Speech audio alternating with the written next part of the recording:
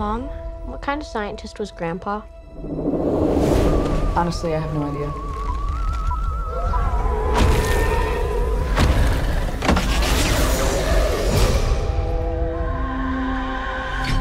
I found it in my living room. Wait a minute. This thing is real? Somehow, a town that has no fault lines is shaking on a daily basis. What is that? Maybe it's the apocalypse. Oh my God. This isn't a mine. It's a gateway.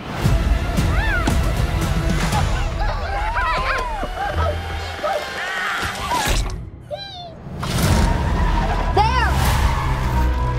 What do we do?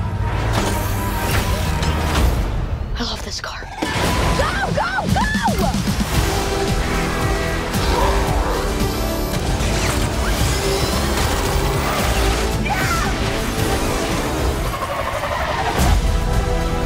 What exactly is happening here?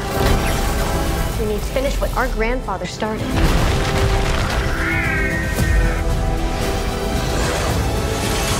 That's not good.